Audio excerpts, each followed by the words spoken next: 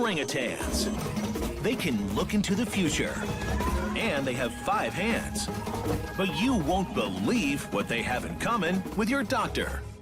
What's not cool about orangutans? Plus, raccoons. Their fingers act as eyes. They've lived in the White House. And they may just have the intelligence to take over the world one day. Raccoons kind of do have some superpowers. And find out which surprising beast bites much more than sharks. Which dog is 50 times richer than President Obama? And which animal may have the craziest sex drive in the animal kingdom? Instead of fighting over it and squabbling, they might partake in a little nookie.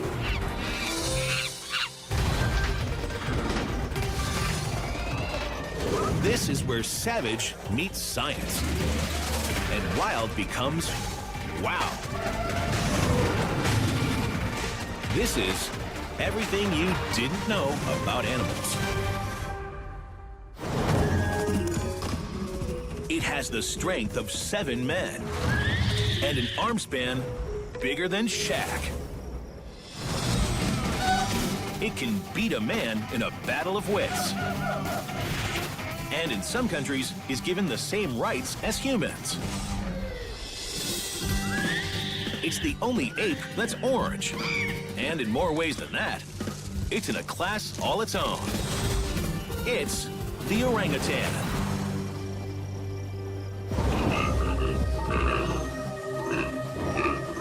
Listen carefully. It may not sound like much, but what this orangutan named Tilda is doing is something scientists have never observed in another ape. Something they thought was impossible. For the first time ever, this orangutan is moving her lips to mimic human speech. Scientific analysis has shown that Tilda is delivering these strange sounds at a rate 7 times faster than any other orangutan call ever recorded. And at a rhythm almost identical to human speech. So are orangutans becoming more human? The word orangutan does mean people of the forest. To find out why, we're looking into all the amazing ways they may have earned that name, starting with this. These people of the forest may have taught actual people how to make medicine.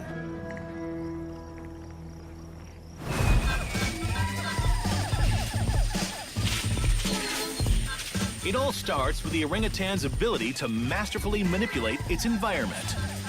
One of the traditional ways that people marked intelligence was through tool use. There was a period when we pronounced that humans were the only species that used tools, and it turns out that is not true either. There are now hundreds of species that make and use tools. Where orangutans fit in that package is right up at the top. They'll make ropes to swing from trees, hooks to pull things closer, and they'll even use leaves to make themselves umbrellas or rain hats. It might not sound like much to us, but almost no other animal in the wild does anything that even comes close. Still, these achievements may pale in comparison to the orangutan's ability to make and use medicine. Like us, orangutans get aches and pains after a hard day's work. But they can't run out and grab a tube of Bengay. So some orangutans chew a plant known to have anti-inflammatory properties into a paste, then rub it into their sore muscles. It is the first known example of a great ape using medicine in this way. But that's not all. Local people have been making soothing balms out of the same leaves for years. And since the orangutans didn't learn it from watching them, it is believed that ancestors of the indigenous people may have learned it from watching the orangs. Unfortunately, orangutans are not in most people's HMOs. Firewire, carrot top, flame cranium. Whatever you call them, redheads make up about 2% of the world's human population. But what's rare for us keeps orangutans alive. because being the gingers of the jungle allows them to virtually vanish into thin air.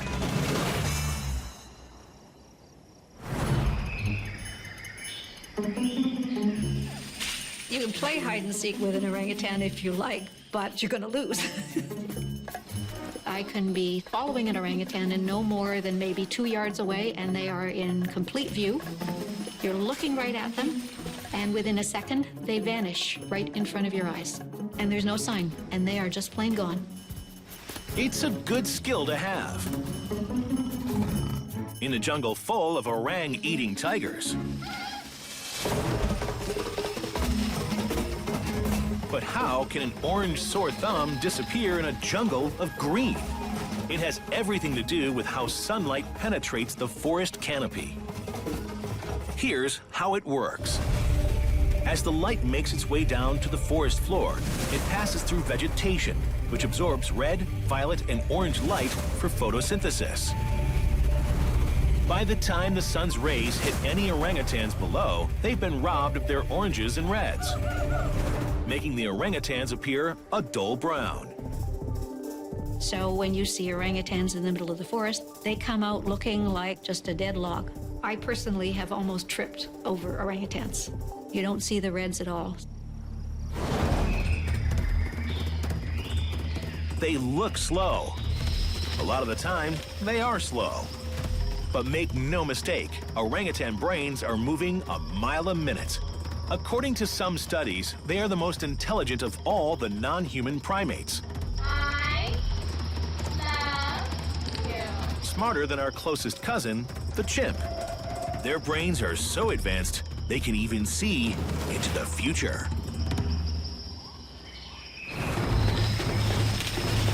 Okay, so they don't have a crystal ball, but their power of forethought may rival any other animal alive. One of the ideas that we've had for a long time about non-human species is they live in the here and now. They can't see in advance, so they're pushed and pulled by the events that happen to them right now.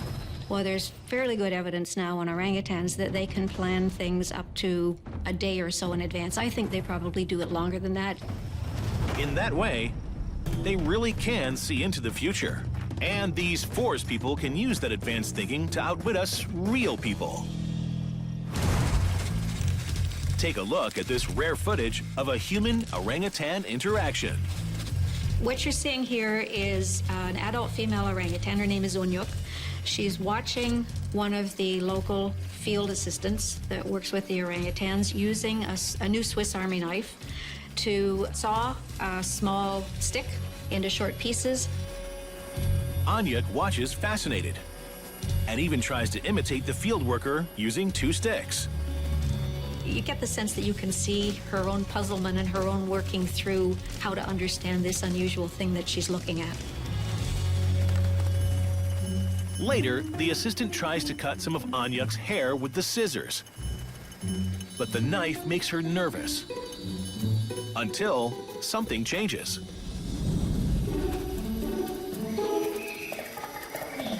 It looks like she's not interested anymore. I was filming at the time, and I remember just being puzzled that it looked like she wasn't there anymore. She'd been so engaged, and all of a sudden she wasn't. Anyuk's gaze is now firmly fixed on something behind the assistant. Something she wants. His backpack. Suddenly, instead of being nervous of the knife, she actively solicits the assistant to cut her hair. So she holds her arm out to him and makes it easy for him. And when he quits, she grabs the hair on her own head and leads in to invite him to continue doing it. And then, with the assistant distracted, it happens. She makes a grab and gets the backpacks.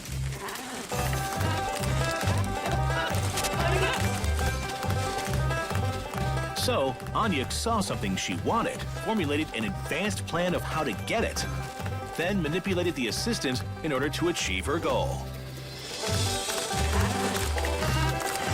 So for a species that you think of as very slow, not all the time.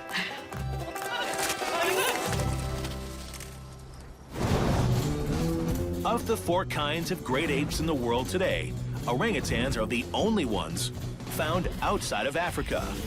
But if you believe some people, these Asian apes have a range much bigger than we thought. Can you guess which of these mythical ape-like creatures some people think could really be an ancient relative of the orangutan?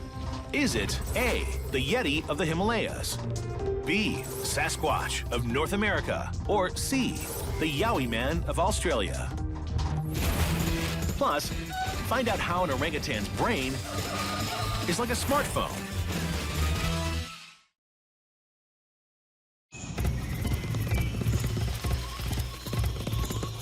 There is a charming legend about how orangutans were created.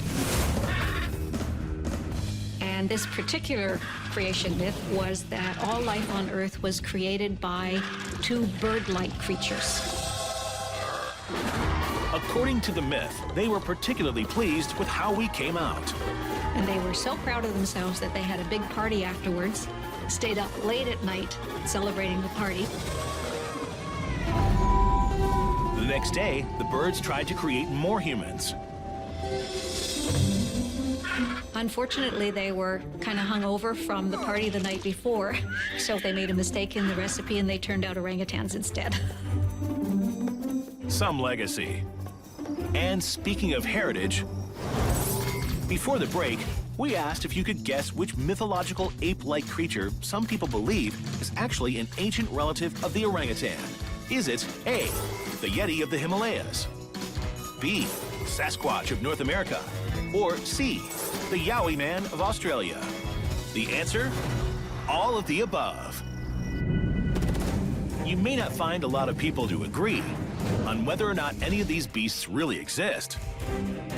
But among the believers, there are those who think that all of these legendary ape men may actually be Gigantopithecus blacki, a thought-to-be extinct orangutan that stood up to 10 feet tall and weighed over 1,000 pounds. That's 3 times bigger than a gorilla. So is this giant orang still walking among us pretending to be Bigfoot? No one can say. At least not yet. They've earned the nickname People of the Forest. But in some ways, orangutans may really be more than people. Because while we can do so many things at one time, they have 5 hands. Unlike any other ape, orangutans spend 90 to 95% of their time high up in the treetops. So to stay safe, they need a lot of hands to hold them up. First, there are the actual hands, strong and nearly twice as long as our own. And then there are the orangutan's feet, which can grip just like a hand. They actually can use their big toe to grab. So it's like having 4 hands. I kind of wish I had a divergent big toe. Kind of nice, you know, come in handy. But as it turns out, 4 hands is still not enough. In fact, they have 5 hands because they have their 2 hands and their 2 feet. But the most precise manipulator is their mouth.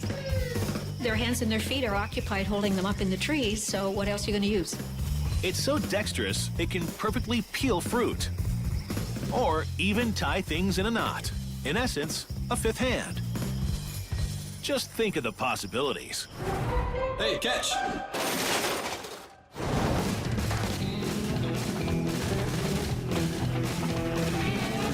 If you're an orangutan, getting food isn't as simple as a quick drive to the supermarket.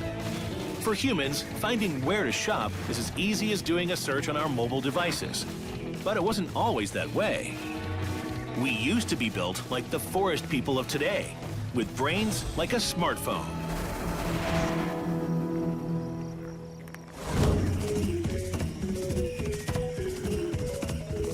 When you actually look very carefully at what it takes to live the way they do, it's a huge job to manage to have a balanced diet. So they have to have a shopping list of, in any month, maybe 30 or 40, maybe even 50 different species of foods that they feed on, and they have to know where to shop for every one of those. Once an orangutan identifies a food source, it gets mentally geotagged, so they can keep coming back. Orangutans, they have kind of an internal GPS where they actually can, in their mind, they know exactly where to go to find these fruiting trees. And it's not just about knowing where to find fruit. And they have to know something about the season. It wouldn't make any sense for me to go out and try and go and pick apples in the middle of December.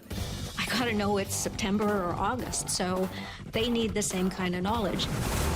So, stored in that smartphone of a brain, they also have a farmer's almanac.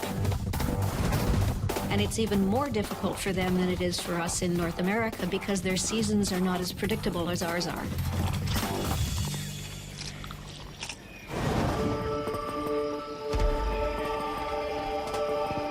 Orangutans are one of the most critically endangered apes. As of early 2015, there were believed to be just 40,000 remaining in the wild, down 20,000 from the previous decade. So maybe it would help if instead of looking at how orangutans are more or less like us, we started looking at them as equals. Believe it or not, one country already has.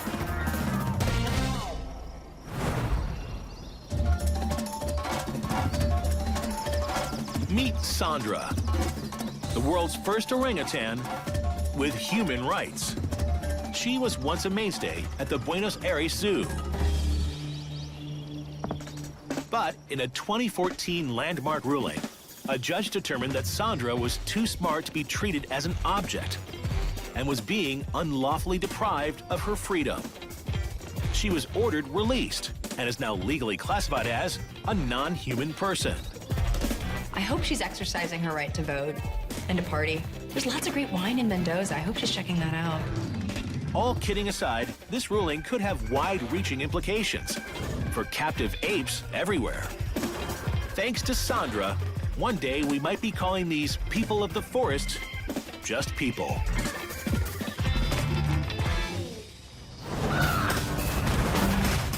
A crow named Tata once lived to be 59 years old. During lean times, marine iguanas can shrink their entire bodies, bones and all, by 20%. The blue-ringed octopus has enough venom in its golf ball-sized body to kill 10 to 20 full-grown men. The biggest, the baddest, the sexiest, and more. Wild Party Facts when we return. Flamingos can only eat with their heads upside down. A rat can last longer without water than a camel. In New York, people are bitten 10 times more each year by other people than by sharks worldwide. Want to be the life of your next social event? Just take a cue from nature. Because whether it's the fact that penguins can drink salt water, or that a chameleon's tongue is as long as its body, there's a lot of wow in the wild just waiting to be repeated. Here now are our very favorite Wild Party Facts.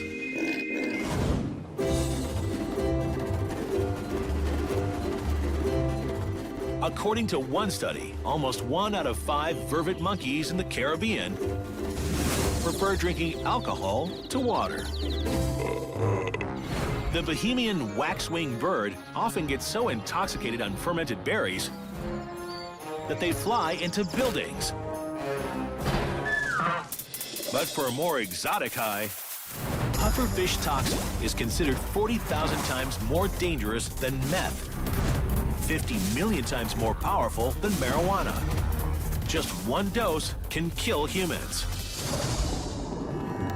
But in some dolphins, gently chewing on the puffer seems to produce a narcotic effect. And they've been observed passing around pufferfish at their own versions of parties.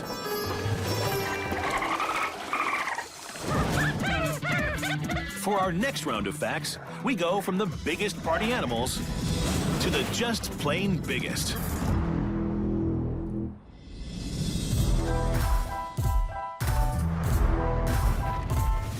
The biggest elephant ever recorded weighed 24,000 pounds, as much as 2 T-Rexes. course, that's an exception. A lot of Asian elephants only weigh around 3 tons, which is about as much as a blue whale's tongue. Say, ah.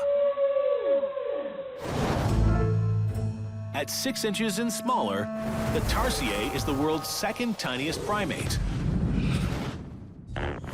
But in relation to its body, it has the biggest eyes of any mammal on Earth. Just one of its eyes is bigger than its entire brain.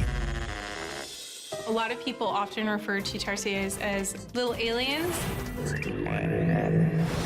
And they are just absolutely comical. But it's not all fun and games in nature. Warning, things are about to get a little bloody.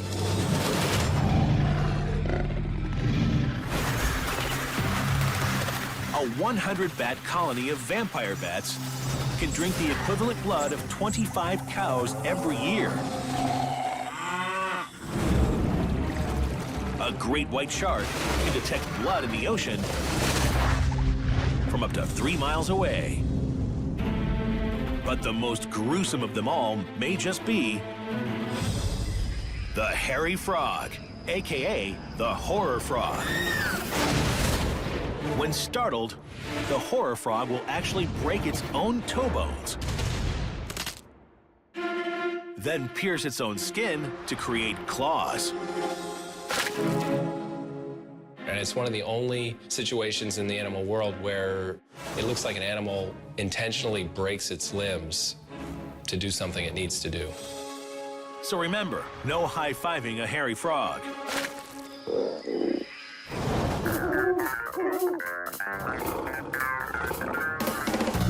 No party would be complete without some special guests of honor.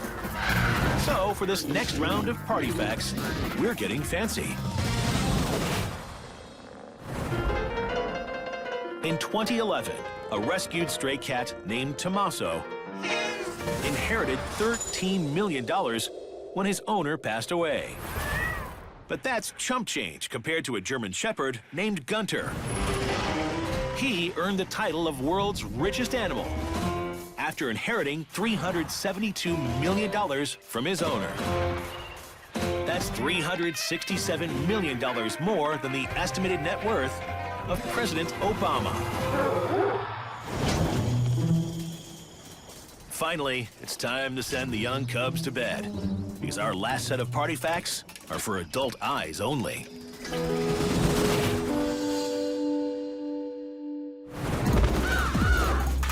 Male crows have no penis. Koalas have 2. When a pig makes whoopee, it can last up to 30 minutes. But the sexiest animal of all may just be the bonobo. Next to chimpanzees, they are our closest cousins. But unlike most of us, they use sex for everything, from saying hello to solving conflicts. Two bonobos see a piece of fruit on the ground or a Snickers bar, and instead of fighting over it and squabbling, they might partake in a little nookie, and then maybe they'll forget there even was a Snickers bar there. Bonobos are also the only mammals besides humans that prefer to face each other when engaging in intercourse. But even for them, the party has to end sometime. Primates like bonobos are one of the few mammals besides humans that undergo menopause. Finally, it's a fact. All of the parties you attend from now on should be 100% more wild. Especially if it's one of Gunter's parties. That dog is awesome. They can see in complete darkness, using only their hands. They've lived in the White House, and they could go higher than that. We could have raccoon astronauts. They can manage anything. Plus, you won't believe what they have in common with Godzilla. Raccoons are next.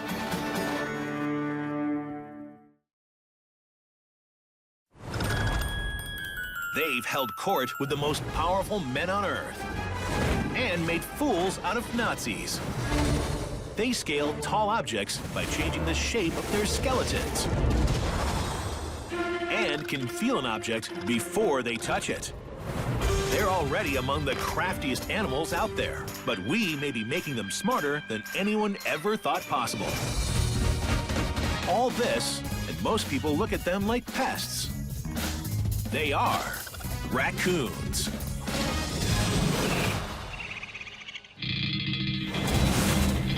In Washington, D.C. alone, there are at least 90 raccoons per square mile. Pretty much everywhere we are, they are too. I have been putting cameras out in my friends' backyards to track raccoons in the urban environment, which is what you do. And my friends are always apologizing in advance. Oh, I'm so sorry. I never see any raccoons in my backyard. And then I put my camera up for one night and show them the video. I've seen up to 50 raccoons go through a yard in a nighttime. It's like a little raccoon highway back there. So it's easy to see why so many people view raccoons as common vermin. But we're taking a look at some of the raccoons' finer points to see if they really deserve their maligned status. And to figure that out, we start by asking, what are raccoons anyway?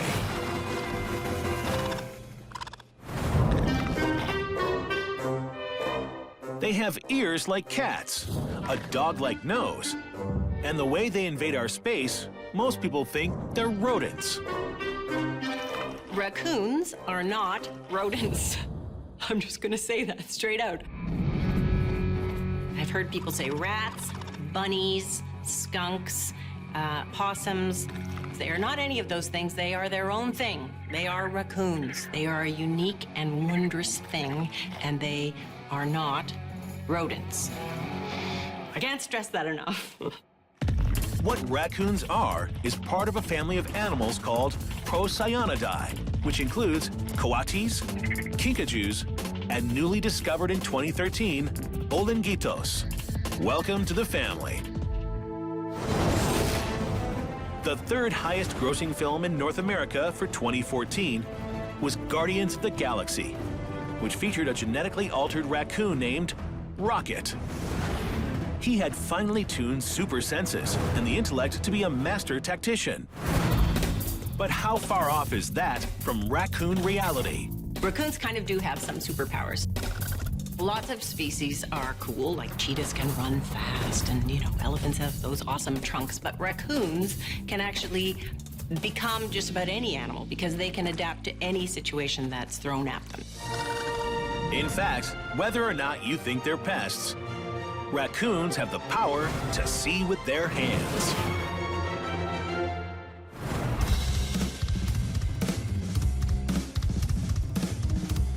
Touch would be their most super sense. That's how raccoons get around, is they feel the world. They see it by feeling it. A full 2/3 of the part of their brain responsible for sensory perception is dedicated to their sense of touch, more than any other animal studied.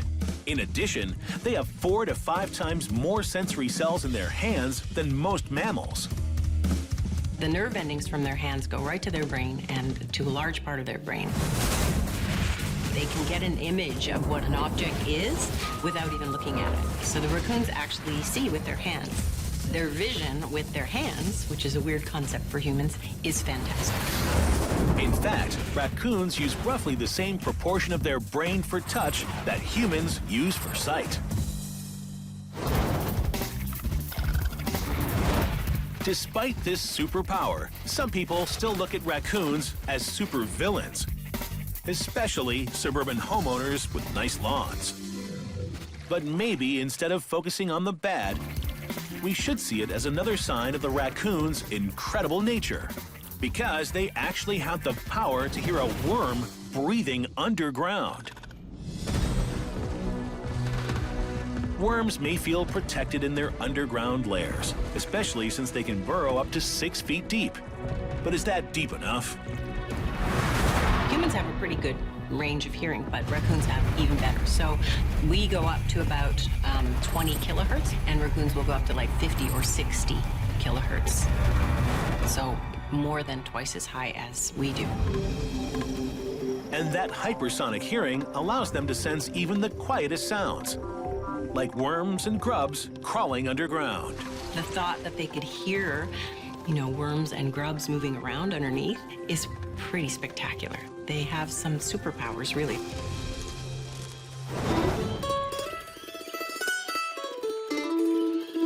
The first written record of a raccoon was penned by none other than Christopher Columbus.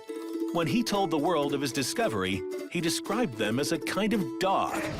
We already know he was wrong about that. But then no one outside of a small part of the Americas had ever seen them before. Raccoons are native to North America and Central America, and not even all of North America, but sort of to the east and the south. Now it's a much different story. They're in all of continental U.S. and even Alaska. The only place they're not in the U.S. is Hawaii. So they're definitely common, but the question still remains, are they vermin? And if so, are they spreading?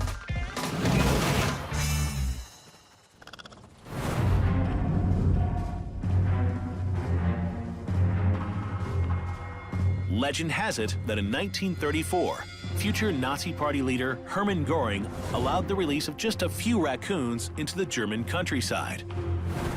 Today, they are nearly 1 million strong and growing, and are considered an invasive species. But it's worse in Japan. Before the 1970s, they were almost unheard of in the island nation. Now they're everywhere, and causing big problems.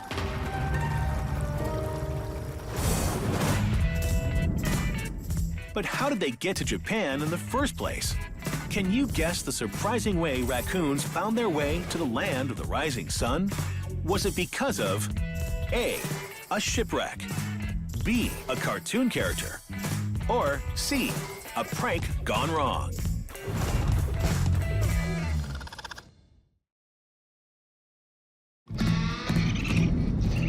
With their bandit masks and striped tails, raccoons are cute whether or not you think they're pests.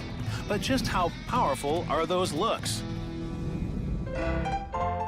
President Calvin Coolidge and his wife owned a pet raccoon during their time in the White House. They were actually given a raccoon from constituents that was initially meant for the stew pot, but they thought it was adorable enough that they basically adopted it as a pet and named it Rebecca. But then, raccoons can carve out a place for themselves anywhere. And that's become a big problem in Japan. Before the break, we asked you to guess the surprising way in which raccoons ended up in Japan. Was it because of A, a shipwreck, B, a cartoon character, or C, a prank gone wrong? The answer is B, a cartoon character. You can blame Disney for this one. In 1969, Disney released a movie called Rascal, about a boy with a pet raccoon. That story got turned into a 52-part anime series in Japan. And soon, every kid in the nation wanted their own Rascal. At the height of their popularity, they were importing something like 1,500 raccoons to Japan per year. Problem is, the anime series ended with the main character releasing his raccoon into the wild. And then, thousands of Japanese children did the same. Now, raccoons are in 42 out of 47 Japanese prefectures. And by some estimates, 80% of all ancient temples in Japan have suffered some sort of raccoon-related damage. The Japanese government actually at some point banned the importation of raccoons, but it's too late. They're all over the place. That's because raccoons are so good at adapting to whatever sort of environment in which they're found. For the people of Japan, there's no question raccoons are vermin. But should these animals be penalized for being good at surviving? Or should we be in awe of their ability to bend their bones? Just 2 inches, about the size of a pinky finger. That's all the space a raccoon needs to make a break-in. If you leave just a crack like this big, they can get in. When a raccoon stretches out its back legs, its spine straightens, and the raccoon's rib cage flexes, allowing for a lower profile. Even the big ones, I've seen them get through 2 inches and they can get their rears down. They just put their legs out and they can just slide right under. But the power of their bones doesn't stop at squeezing. Raccoons can also rotate their back paws a full 180 degrees. With their claws turned backward like little grappling hooks, they can climb down most surfaces face first and ready for action. Spider-Man's got nothing on the raccoon. So it seems like, vermin or not, raccoons are here to stay. And if you believe most scientists, we better come to terms with it. Because raccoons may be evolving into a super smart new species. Raccoon intelligence has long fascinated scientists. In one study, raccoons were presented with 13 complex locks that involved a series of steps to solve. The raccoons were able to open 10 of the 13 locks, and were able to open some locks in less than a second. And that's just your average raccoon. Most researchers believe raccoons living around people are becoming their own super smart subspecies. I just finished a study looking at urban raccoons and their country cousins in terms of problem-solving ability. I thought that the urban environment is creating smarter raccoons, so I wanted to see if that was true. In the experiment, Suzanne presented both sets of raccoons with a trash can filled with food, but secured with a bungee cord. Ended up with 22 urban raccoons and 22 country raccoons. 0 of the country raccoons ever figured out the trash can with the bungee cord. And 80% of the city ones did. Even the little ones in the city could figure out the trash can. And it's not just a fluke. Everywhere humans try to outsmart raccoons, raccoons seem to be getting smarter. I think what's happening is we have kind of an evolutionary arms race between humans and raccoons in the city. So every time we humans think we have outsmarted them, the raccoons figure it out. And then we have to ratchet it up a little bit and figure out something even trickier. And over generations of time, you end up with pretty smart animals at the end. So even with all these amazing abilities, should raccoons be considered common vermin? Vermin, possibly, but common? Anything but. If we came back in 100 years, I bet you there'll be different species. I firmly believe that raccoons will be our overlords. It's fast enough to take a swipe at a cheetah's tail, or pluck a bird from midair. It can jump onto the roofs of most one-story homes in a single bound. Its ears may be weapons, and its teeth can save sheep. The caracal is next. The tiger is famous for those colorful stripes. And the lion is the undisputed king of the beasts. But there is a much smaller wildcat, every bit as impressive as its marquee cousins.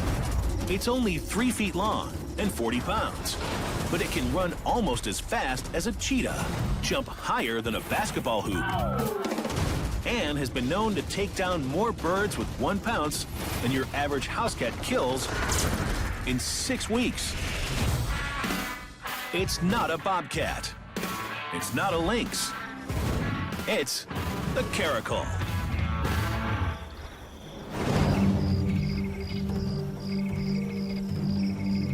Caracals are the coolest animal in the world, and they are just this amazing, majestic cat that most people have never heard of. But what is it that makes the caracal the coolest cat you didn't know existed?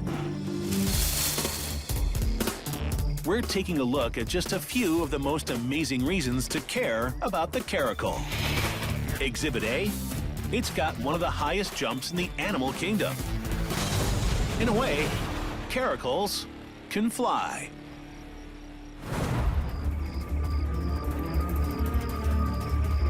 Birds beware. Not even the sky is safe from the caracal.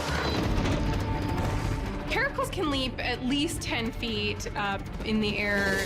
There's anecdotal reports of caracals leaping as high as 15, maybe even 16 feet into the air to retrieve birds. That's high enough to slap a giraffe on the chin. And with powerful hind legs that are longer than their forelegs, caracals can jump that high from a seated position. They can just be sitting there and then just spring up into the air 10 feet and literally snatch a bird out of the air. They're so graceful and so powerful. And yeah, you do feel bad for the birds, but they've got to eat. To find prey in the wild, the caracal uses ears as sleek and complex as any animal's. So a human ear has about 6 muscles, and caracals have 20 muscles in each ear. That extra musculature allows caracals to rotate each ear backward and forward, independently of each other, like little satellite dishes collecting sound from all directions. But a lot of animals have great hearing. The reason we may want to care just a little more about the caracal's ears is because they can use them as weapons of distraction.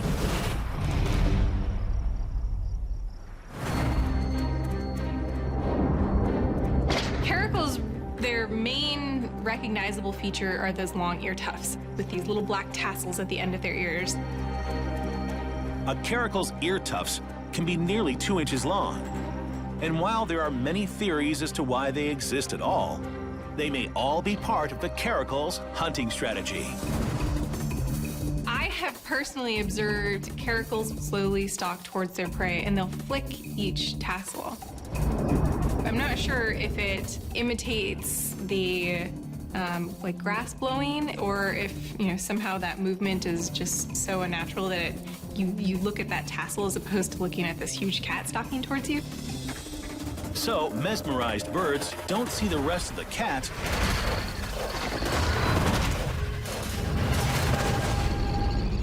until it's too late.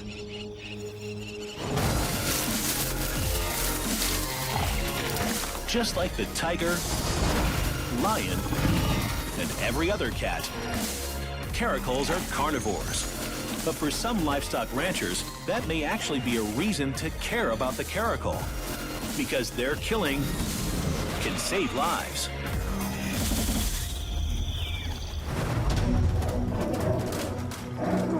In South Africa, a battle is brewing.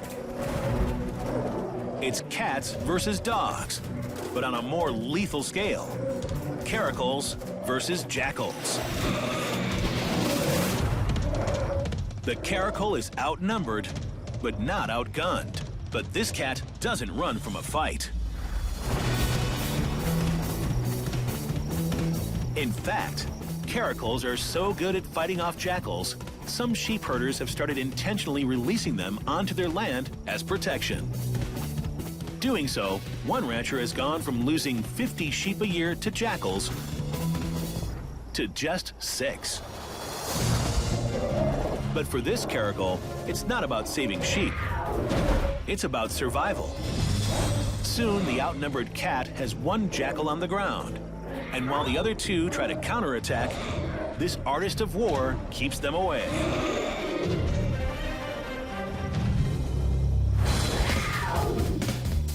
Running, jumping, killing. Caracals can do everything big cats can do, and more. It may just be the most amazing feline you've never heard of.